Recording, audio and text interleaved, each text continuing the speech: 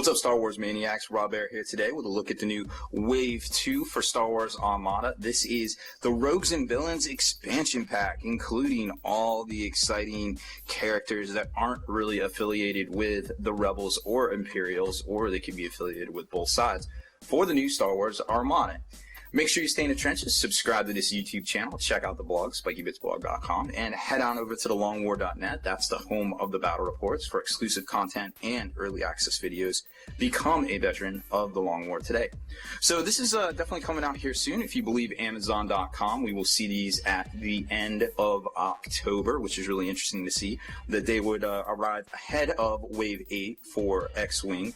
But, you know, nonetheless, that Massnet Sullust is a big thing.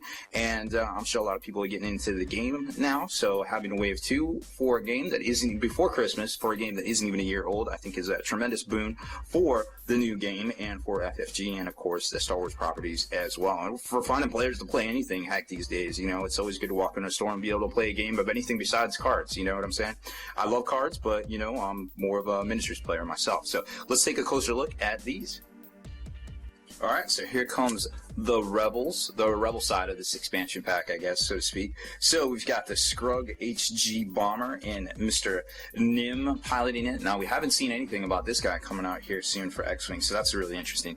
Then we've got Dash Rendar, and of course his YT-2400, you know, the Outrider. And then we got the HWK-290 and Jan Ors, another fan favorite. Obviously good at manipulating things in games of X-Wing. We'll see how she stacks up in Armada. And of course Han Solo himself and the legendary or infamous Millennium Falcon, the YT-1300 transport. Now, taking a closer look at these guys, you'll notice right off the bat you have this new Rogue special rule, which is really interesting because now you can move and attack during the squadron phase and not just rely on commands from the command dial or perhaps, you know, basically how squadrons normally activate in the game. And it's really interesting to see that, you know, some of these guys can do that, and people like that are Billy badasses like, say, Luke Skywalker or Darth Vader or even Suntar Phil that doesn't, you know, they can't operate basically the same. So it's kind of, I feel like I get it because they kind of do what they want, but also I kind of feel like, hey, Darth Vader pretty much does what he wants too, so why doesn't he do that?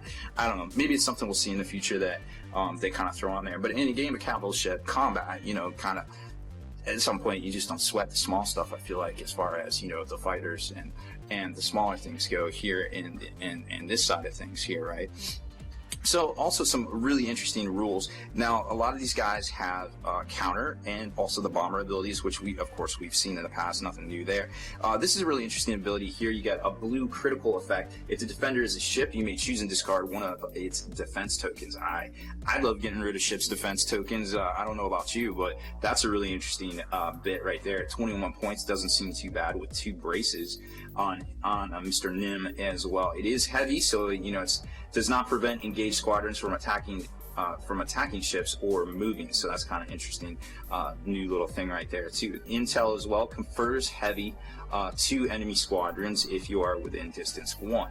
Now, each of these guys have a special ability. We just read off Nims. You got Dash here with while attacking, you may reroll 1 dice for each enemy squadron or enemy ship at distance 1, kind of like Boba Fett, the Scum version in X-Wing with 2 braces, and of course the Rogue and Bomber ability. Rogue ability there if you just want to take the YT-2400. Jan Ors, when a friendly squadron at distance 1-2 is defending, you can spend 1 of your defense tokens. Very similar to how she works in X-Wing. Not a whole lot of damage output there. She's always been more of a support type ship, pilot, so to speak, with the HWK. Now, all of these guys, you know, she's the exception here with 4 hull points. You get the Falcon with the very first 7 hull points, the very first 6 hull points over here, and the Bomber with 6, so it's more of a heavy bomber. I could see this being a large ship here in the near future for X-Wing. Dramatic foreshadowing. I'm sure FFG didn't put all those resources into place to not make this into X-Wing, so we'll probably see that maybe Wave 9, February-ish, who knows. They seem to be getting their shit together as far as putting out ships and getting things to market here. And, you know, it's been around, I guess, what, 2012, so to speak. I don't think it was 2011. I'm going to go with X-Wing's been around since 2012, and we've never hit a release date. You know, I understand sometimes that's how things work, but it is good to see that the merger with Asmodee has definitely put, I guess, I don't know, I guess just better tolerances in place for getting things to market, which is always cool because FFG consistently sells out at most stores, and it's good to see. It's good for the hobby. It's good for game stores. It's good for everybody to have FFG. Is such a badass company, in my opinion.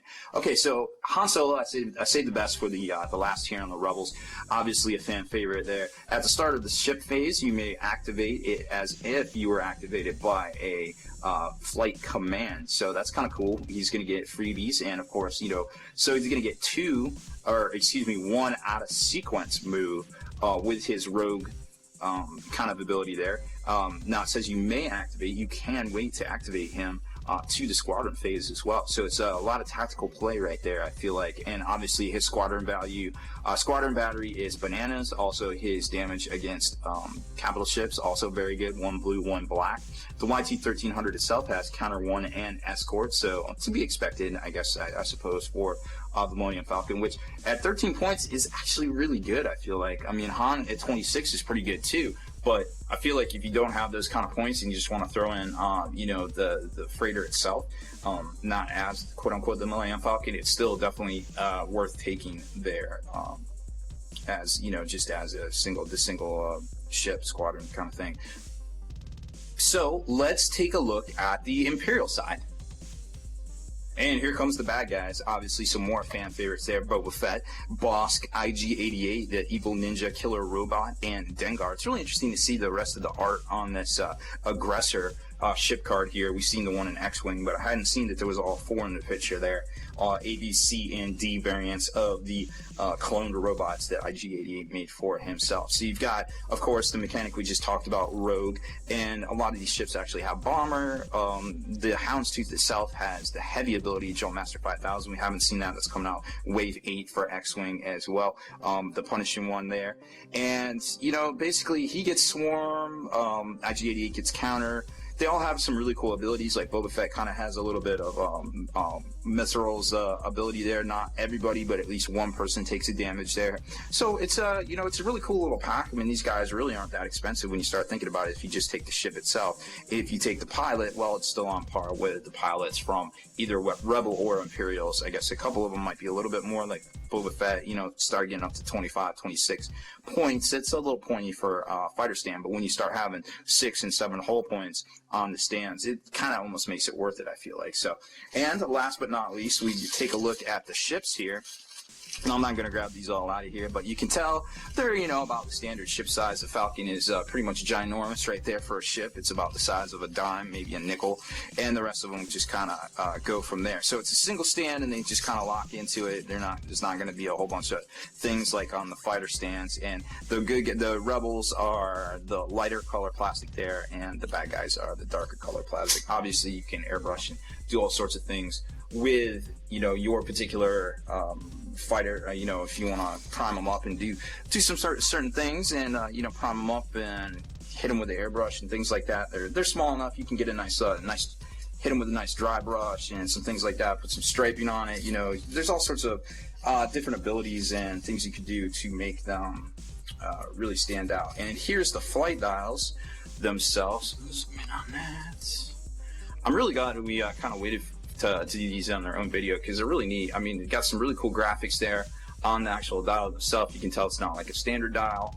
And then back here, you've got a couple other ones that, the named ones. So you kind of get an idea that these are going to look really good on the tabletop, and then all the dice and things like that. So for as far as abilities go, I think this pack is definitely worth picking up. If you played in a Sullust event and you placed towards the top, well, then you know that you had to play with a couple of these guys as well to make to actually win the event itself. So it's a really cool little expansion pack that's good for both players. If you're just getting into it and you don't have all of the ships, or you don't say, you just say, hey, I just play Rebels, or hey, I just play Imperials, then you definitely can go in with your buddy on this and kind of split it, because you don't necessarily need all of the cards, because if you're just playing Imperials, you don't need all the Rebel stuff and the Rebel pilots. There isn't any upgrade cards in here, unfortunately, but there is plenty of badass pilots and cool flavor to add to your